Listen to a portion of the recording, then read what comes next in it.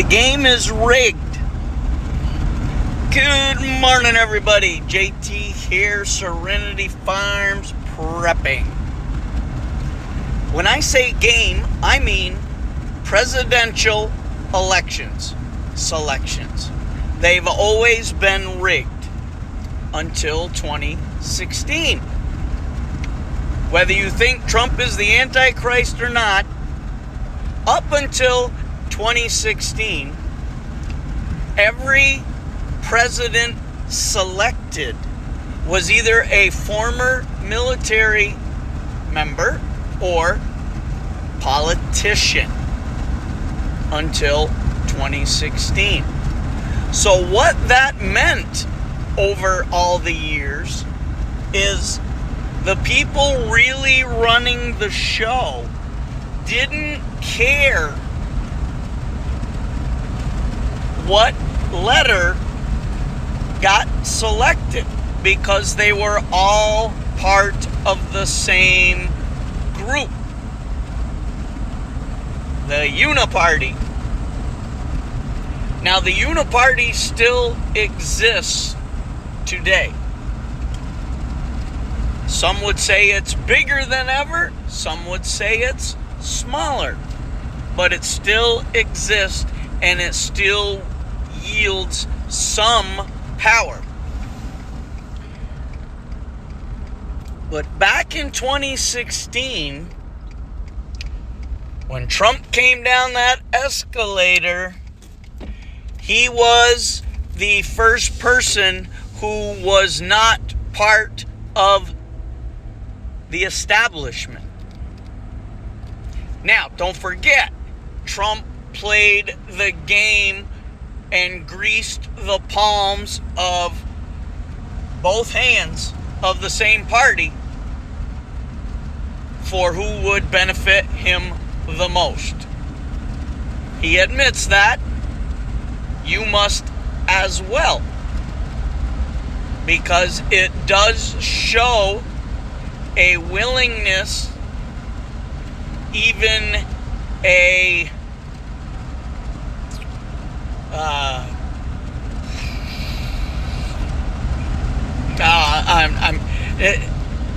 beyond willingness, it shows that he is capable, lack of a better word, to grease the palm of whoever he thinks will benefit him the most.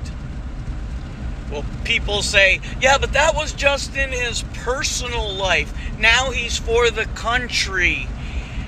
And he won't do that. He'll represent the party. Okay. But never forget that he openly admits he greased both palms. With that all being said, in 2016, the establishment, the deep state, they came up with all the Russian collusion, this, that, the other thing, to try and prevent Trump from getting elected. And they thought that they had it in the bag. So according to some, they rigged the election, they set the algorithms, but they didn't do it enough because they were so overconfident that it was going to be a Hillary landslide. They underestimated the American people.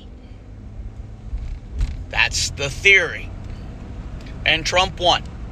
So for 4 years, we saw everything you could throw at a man to try and undermine him, stop him, get him impeached, blah, blah, blah. So in 2020, as we all know by now, they made sure with their 3 a.m. hockey sticks and their mail-in balloting and their COVID scamdemic and the illegals and whatever other treachery, trickery, treason they used, that Trump would not get reelected. And for the last 4 years, we have suffered dramatically as a country, and we are inching ever closer to a total collapse, including anarchy, terror, chaos, and everything that goes along with it. So now as we approach 2024 November 5, we are preparing for the first debate between Trump and an unelected, unvoted on chameleon, a cackling chameleon. This should be an interesting debate. The rules are pretty simple. No mics while the other person's talking. No notes, no pre-scripted, no teleprompters. You can have a pen, you can have a pad, and you can have a bottle of water. No talking to your team on the sidelines during the breaks. 2 minutes to speak, 2-minute rebuttal, then a 1-minute clarification. Because apparently your 2 minutes, if you're not clear, the other person's gonna lie, so you get a minute to go, no, okay, whatever.